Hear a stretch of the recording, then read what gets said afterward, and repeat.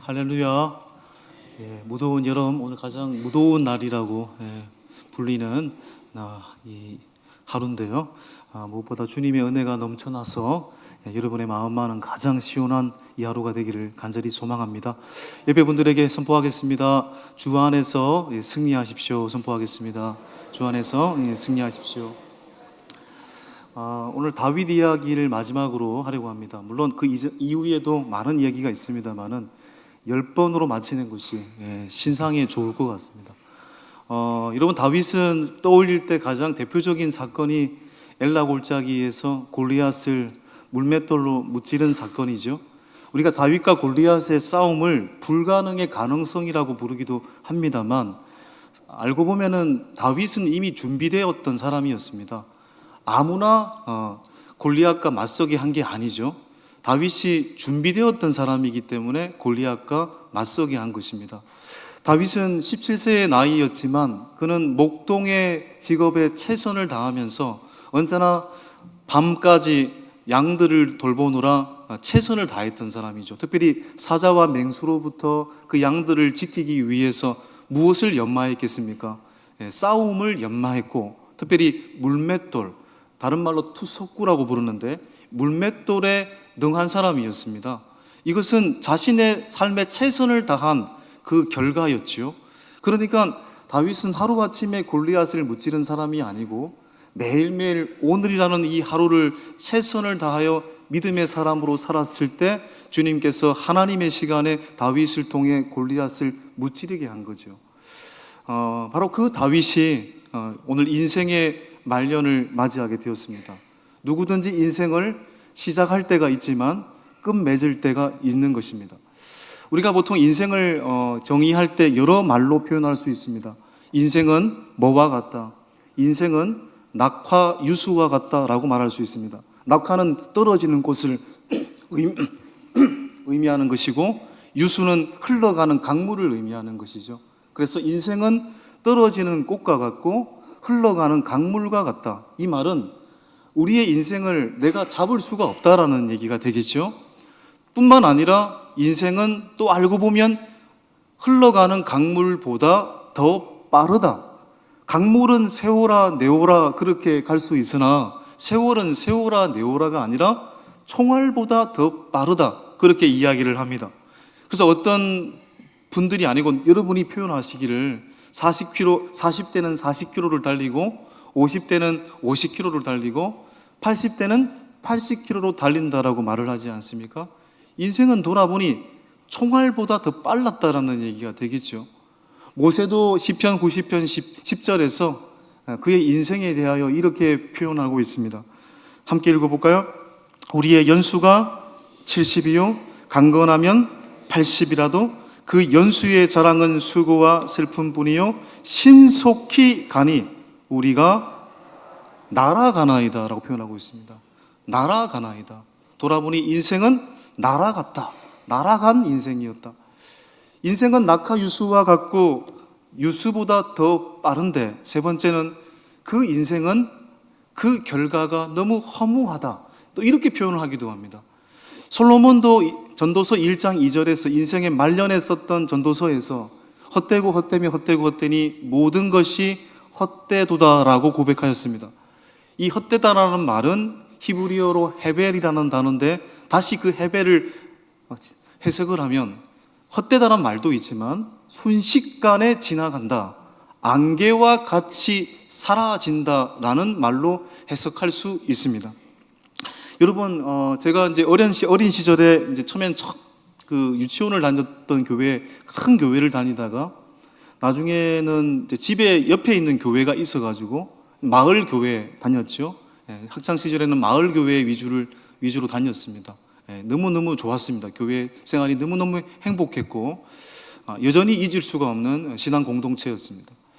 근데 그 신앙 공동체에서 이제 여러 사연들을 제가 기억하고 있는데, 이렇게 바닷가 마을이다 보니까 해녀도 계셨고, 집사님 중에 또 어떤 분은 이제 요건 비밀로 해야 될 것 같아요. 또 어떤 분은 제가 어렸을 때 어떤 사연인지 모르겠습니다만은 호적 신고가 되지 않아가지고 학교도 들어가지 못했고 주민번호 없이 한동안 살았다. 이런 사연을 갖고 있었던 분도 계셨습니다.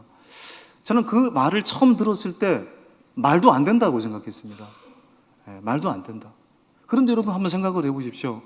호적 신고를 하지 않아 주민번호 없이 살았던 그의 인생과 우리의 인생이 별 차이가 있을까요? 우리가 이 땅에서 아무리 화려하게 산다고 할지라도 100년이 지나면 누가 우리의 이름을 기억해 주겠습니까? 아무도 우리의 이름을 기억해 주지 않습니다. 그렇게 보면 인생은 말 그대로 인간적으로 보면 헛되다라는 말이 맞는 것처럼 보입니다. 시편 89편에도 이걸 뒷받침해 주는 구절이 있어요. 시편 89편 47절 시작. 나의 때가 얼마나 짧은지 기억하소서. 주께서 모든 사람을 어찌 그리 허무하게 창조하셨는지요. 허무하게 창조했대요. 허무하대요. 여러분, 인생은 맞습니다. 낙하 유수와 같습니다. 또 인생은 어쩌면 유수보다 더 빠르죠. 총알처럼 빠릅니다. 여기까지는 인정할 수 있을 것 같아요. 근데 세 번째, 그 인생의 결과는 허무하다. 인간적으로 보면 맞습니다만, 여러분 과연 허무하다라는 말이 남는 게 없다라는 말이잖아요. 정말 남는 게 없을까요? 우리 인생의 결과는 말 그대로 허무할까요? 하나님을 믿는 우리들도 이 정의에 대해 동의해야 될까요? 허무하다라는 말에 우리는 과연 동의를 해야 될까요? 하나님을 믿는 사람은 인생의 결과는 남는 게 없다, 허무하다라는 말에 어떻게 반응해야 될까요? 우리는 이 말에 대해서 어떤 인생으로 살아감으로 말미암아 대응해야 될까요? 저는 이렇게 말하고 싶습니다. 한번 띄워주시겠습니까? 이런 관점을 가져야 됩니다. 시작. 크로노스 속에서 카이로스의 삶을 살아야 합니다. 헬라어의 시간이라는 말이 두 가지가 나옵니다. 물론 이건 크로노스, 카이로스는 히랍 신화의 신의 이름이기도 합니다. 카이로스는 기회의 신이라고 부르기도 하고 시간의 신이라고 부르기도 하죠. 그런데 이 헬라어에서 크로노스는 흘러가는 시간입니다. 절대적인 시간, 객관적인 시간이 크로노스입니다. 누구든지 맞이하는 시간이죠. 지금 1분, 1초 흘러가고 있지 않습니까? 이건 크로노스입니다. 우리가 뭘 하든지 크로노스는 맞이하게 되는 것이죠. 그런데 그 크로노스 속에서 하나님을 믿는 사람은 어떤 시간을 살아야 된다는 얘기입니까? 카이로스, 의미 있는 시간으로, 하나님의 시간으로 살아야 된다는 것입니다. 인생의 속도는 그렇게 보면 사람마다 동일하지 않는 거죠. 똑같이 60년을 살지만 그 인생의 60년의 질적 무게는 다른 것입니다. 한번 생각을 해보십시오. 그 60년의 세월 동안 누군가를 미워하고 사기치고 허랑방탕하게 살며 나의 욕망을 소망의 대상으로 삼아 주색에 빠지는 길을 더 많이 투자한 사람과 반대로 그 시간 동안 60년의 세월 동안 사랑하고 진리를 사랑하고 누군가를 섬기는 시간으로 더 많이 투자한 인생의 길이가 똑같습니까? 다릅니까? 질적 인생의 길이는 완전히 다른 것입니다. 예수님도 생각을 해보십시오. 2000년 전에 이 땅에 오셔서 우리를 구원하시기 위하여 이 땅에 오셨습니다. 그분은 이 땅에 오셔서 100년, 1000년을 사역하지 않으셨습니다. 몇 년을 사역했습니까? 3년을 사역했습니다. 33세를 살면서 30년 동안 사생의 목수의 아들로 살다가 30살의 공생의 하나님의 아들로 비로소 3년 동안 이 땅에 사역을 하셨습니다. 그러나 그 3년의 짧은 시간은 인류를 구원하는 시간이었고 지금 이 순간도 구원하고 있으며 앞으로도 구원할 시간이라는 것을 알게 되는 것입니다. 3년이지만 인류의 역사를 바꾼 것이죠. 그렇게 보면 인생은 뭡니까? 실체 없는 바람이 아닌 것입니다. 마치 아이가 여러분 모래성을 쌓을 때 바닷가에서 저도 모래성을 많이 쌓았는데 바로 앞에 바닷가니까 모래성을 쌓다가 파도가 밀려오면은 그 모래성이 무너질 때 아이의 마음은 너무너무 허무하지 않습니까? 인생이 마치 사람들은 그렇게 해석을 할 수 있는 것 같아요. 그러나 마치 인생이 모래성이 파도에 밀려오는 사라지는 것처럼 헛된 것이 아닌 거죠. 인생은 반드시 허무한 것이 아니라 남습니다. 남습니다. 물론 돌아가시는 분들 있습니다. 그죠? 우리 누구나 이 땅을 마치고 이제 하늘나라로 가게 될 텐데, 고인이 마지막 순간, 화장하는 순간에 유족들은 가장 많이 슬퍼하지 않습니까? 끝이다라고 생각을 하기 때문에 그렇습니다. 흙에서 흙으로 돌아가기 때문에 그렇습니다. 흔적 없이 사라지는 것처럼 보여요. 그러나 여러분, 고인이 이 땅에 인생을 마치고 사라질 때 정말 사라지는 것일까요? 정말 아무것도 없는 것일까요? 여러분, 그렇지 않습니다. 여전히 남습니다. 고인의 인격, 고인의 성품, 고인의 모습, 고인의 유전자가 누구를 통해서, 자녀를 통해서, 후손도를 통해서 여전히 그 흔적이 남게 되어 있습니다. 이 세상이 마치는 그 순간까지 여전히 남게 되어 있습니다. 그렇게 보면 인생은 남습니다. 똑같은 시간과 세월을 살아도 인생의 결과는 허무하다. 또한 인생의 결과는 남는다. 여러분, 어떤 것을 붙잡을 때 여러분 남게 되고 어떤 것을 붙잡을 때 허무하게 될까요? 이 허무하다와 남다를 가르는 기준이 뭘까요? 영혼입니다. 영혼.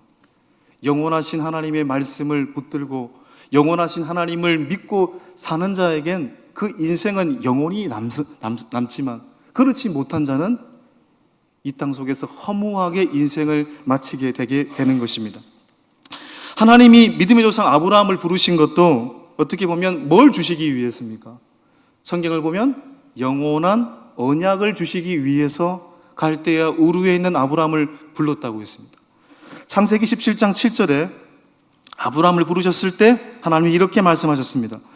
내가 내 언약을 나와 너 및 내 대대 후손 사이에 세워서 영원한 언약을 삼고 너와 내 후손의 하나님이 되리라. 무슨 언약입니까? 영원한 언약이죠. 영원한 언약을 주시기 위해 아브라함을 부르신 겁니다. 예수님께서 이 땅에 오신 이유는 한 가지입니다. 흙으로 사라질 인생들, 에덴 동산에서 잃어버렸던, 인간이 잃어버렸던 그 영생을 다시 회복시켜 주시기 위해서 이 땅에 오셨다고 했습니다. 그래서 요한복음 3장 16절이 그걸 대변하고 있지 않습니까?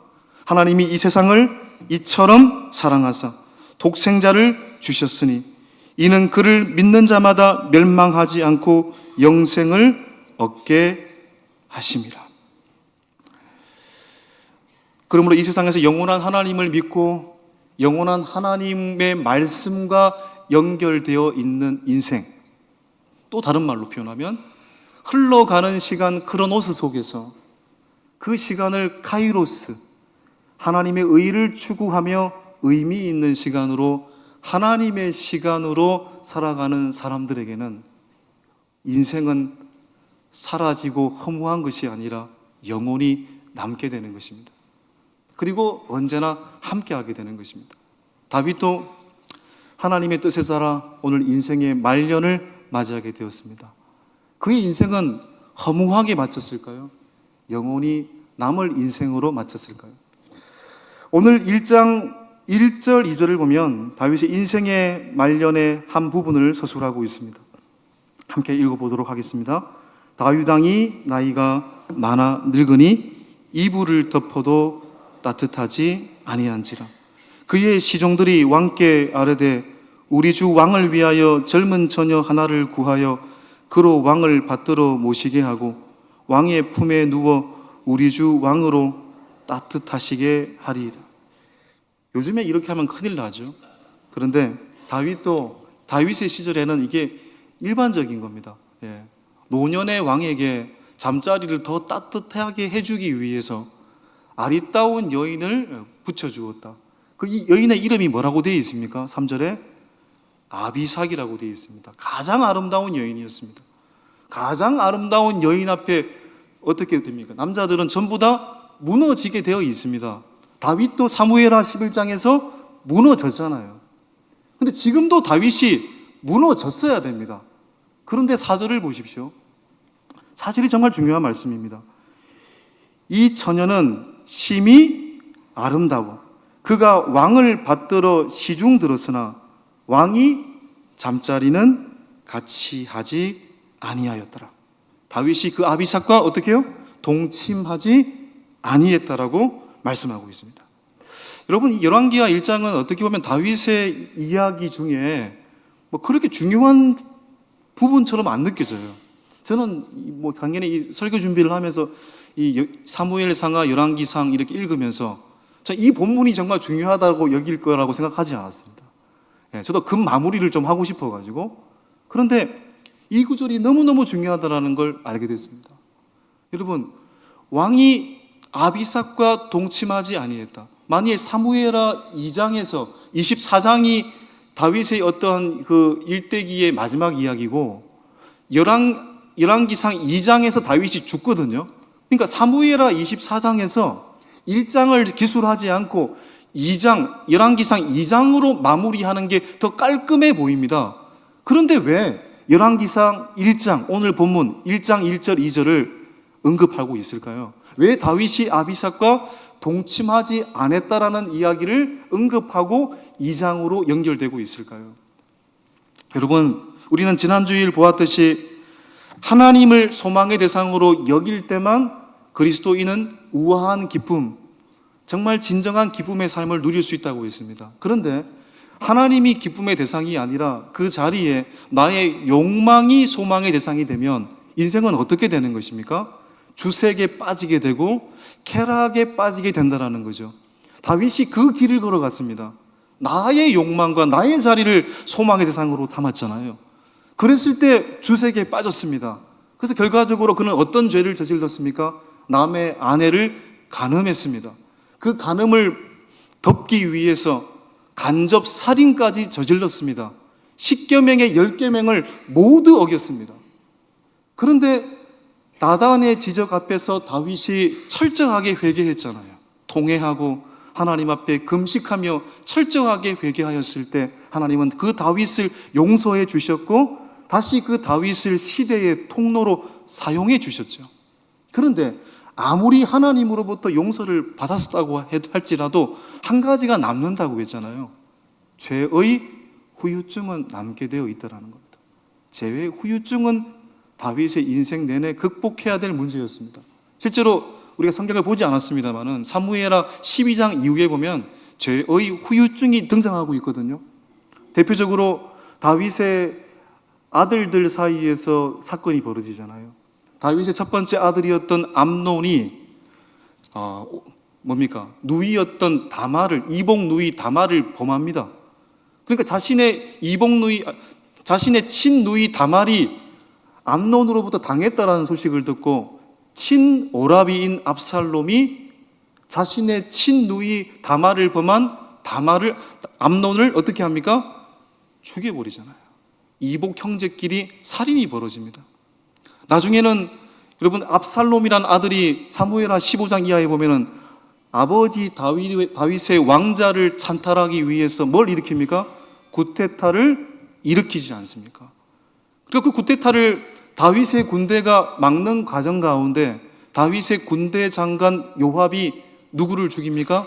다윗의 이 아들 압살롬을 결국 죽이잖아요. 아무리 구테타를 일으켰으나 자기 아들인데요. 자기 아들이 요압에 의해 살해되었을 때 다윗은 얼마나 눈물을 흘렸습니까? 이게 죄의 후유증이었습니다. 자, 그런데 이렇게 죄의 후유증을 갖고 있는 채로 사무엘하 24장을 지나 바로 1장 없이 2장으로 나아간다면 다윗은 용두사미의 인생이고 그렇게 존경받을 인생으로 평가받지 못했을 겁니다. 그런데 열왕기하 1장을 통해서 그가 물론 아단의 길을 걸어갔을 때 만일 그때의 심정이었다면 이 여인과 동침했겠죠. 그런데 어떻습니까? 철저하게 회개한 이후의 다윗이었기 때문에 그는 그 여인과 동침하지 아니함으로써 우리가 알고 있는 다윗이 된 거죠. 그러니까 1장이 있기 때문에 2장에서 다윗의 인생의 마무리가 아름다운 마무리가 될 수 있었다라는 것을 알게 되는 것입니다. 여러분, 그래서 이 말씀이 늘 여러분 결론적으로 떠오릅니다. 로마서 8장 28절에 우리가 알거니와 하나님을 사랑하는 자 곧 그의 뜻대로 부르심을 입은 자들에게는 모든 것이 합력하여 선을 이루나니라. 여러분, 우리의 태어남은, 우리의 출생은 우리의 의지와 관계가 없잖아요. 여러분 태어나실 때 나는 부잣집 태어나야지, 나는 누구 집에 태어나야지 선택하고 오신 분은 없잖아요. 태어났더니 내 부모님이고 태어났더니 내 형제고, 나의 출생은 나의 의지와 무관합니다. 그렇죠? 그런데 오늘 살아가는 이 삶의 과정은 어쩌면 나의 선택의 결과죠. 나의 의지의 결과죠.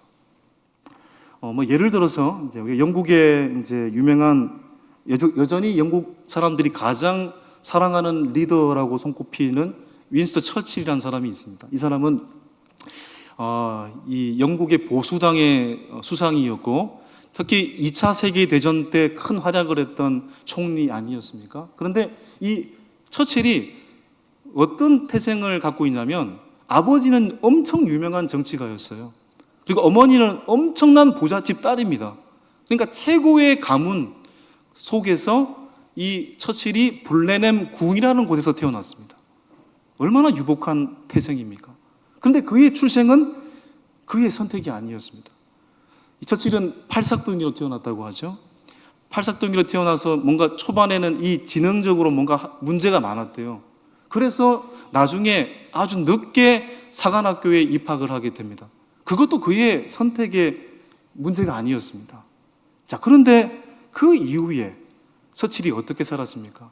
그의 유복한 태어남과 유복한 환경에 자만하지 않고 오히려 자신에게 주어지는 그 유복한 환경과 좋은 태생을 누군가를 섬기는 것으로, 타인을 헌신하는 것으로 사용하게 되지 않습니까?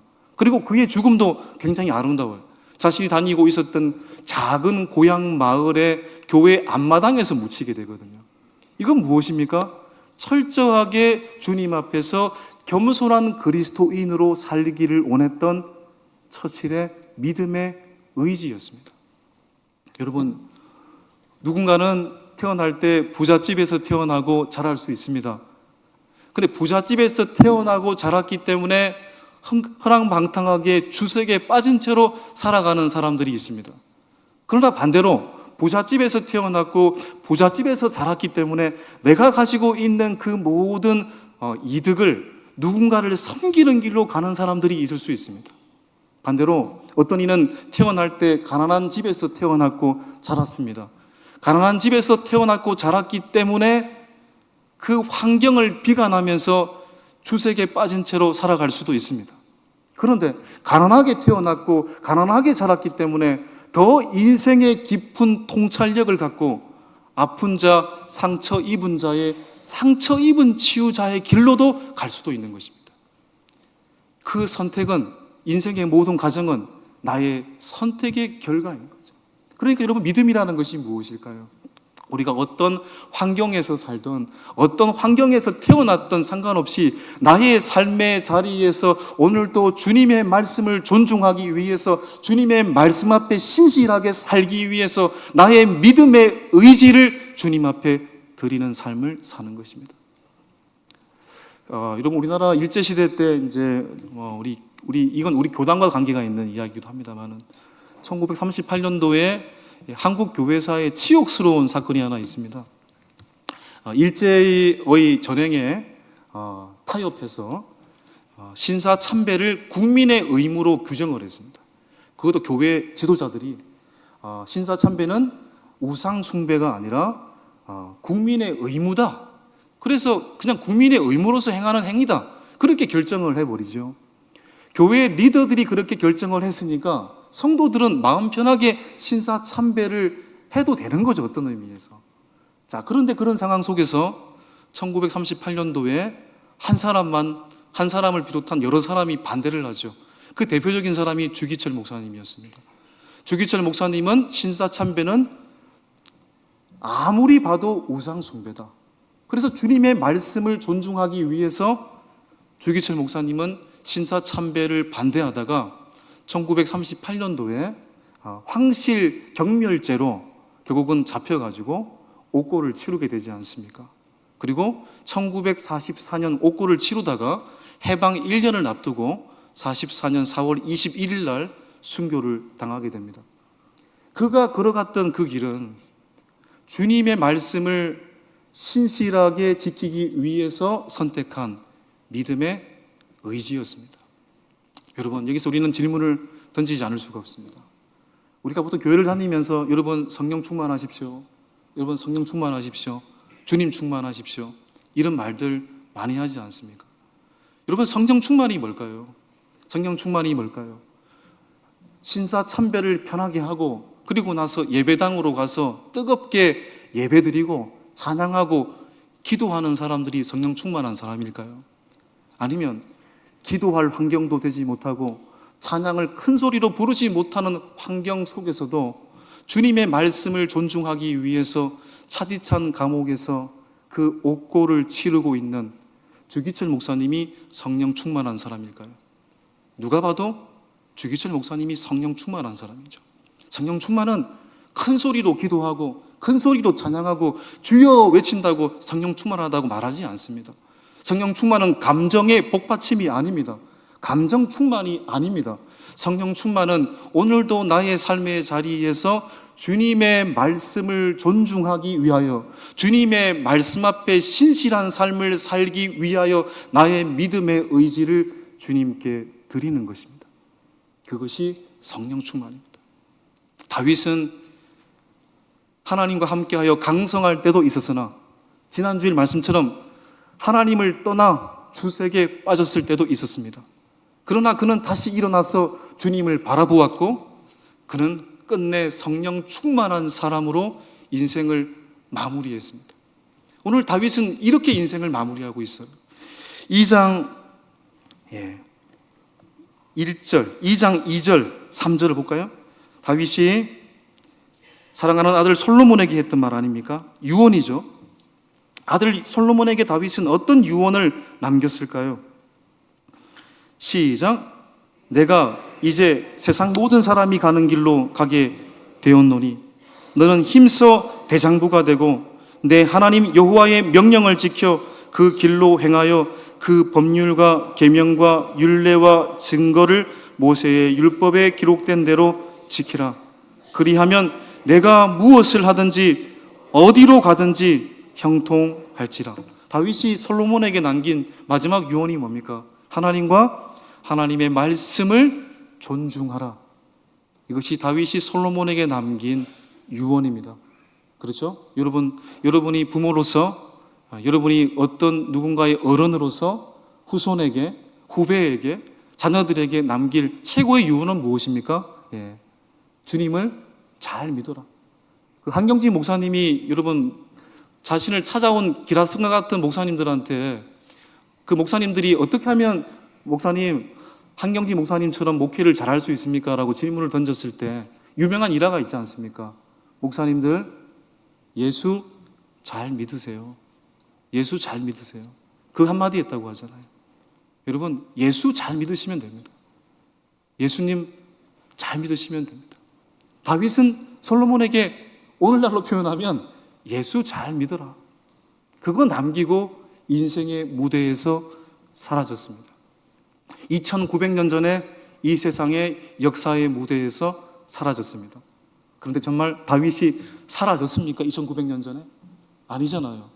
그가 끝내 하나님 앞에 회개하고 주님의 말씀을 존중하고 주님의 말씀을 존중하기 위해서 자신의 믿음의 의지를 주님께 드리는 삶으로 마무리했을 때 그는 다시 마태복음 1장에 예수 그리스도의 인류의 구원자 예수 그리스도의 계보의 조상으로 등장하게 되고 오늘 2024년 우리들의 가슴 속에 예수님이 오시는 길 다윗으로 우리 가운데 여전히 살아남고 있지 않습니까? 왜요? 그는 회개했던 사람이었기 때문이고 주님의 말씀을 존중했던 사람이었기 때문이고 주님의 말씀 앞에 자신의 믿음의 의지를 주님께 드렸던 사람이었기 때문입니다. 끝이 아름다웠습니다. 여러분, 끝이 가장 중요합니다. 끝이 아름다우셔야 합니다. 마지막이 아름다우셔야 됩니다. 자, 그러면 이렇게 질문할 수 있죠. 끝에만 잘하면 되겠네. 한편 강도처럼 오늘 네가 나와 함께 낙원에 있으리라, 그렇게 우리도 마지막에 잘하면 그런 말 듣지 않겠어요? 여러분, 아니죠. 끝까지 신실하게라는 말은 오늘 신실하게라는 말이잖아요. 끝이 언제이겠습니까? 끝이 오늘일 수도 있잖아요. 끝이 이 순간일 수도 있잖아요. 그러니 오늘을 신실하게 살아가야 되는 것입니다. 오늘 주님의 말씀을 존중하기 위하여 나의 믿음의 의지를 주님께 드리는 사람들이 되어야 될 줄 믿습니다. 그럴 때 그 믿음 갖는 여러분들을 통해서 주님의 나라가 세워지고, 언제나 여러분은 허무한 인생이 아니라 영원히 남는 인생으로 하나님 나라의 귀한 보석으로 언제나 빛나게 되실 줄 믿습니다. 이 시간 말씀 기억하시면서 찬송가 393장 함께 찬양하겠습니다.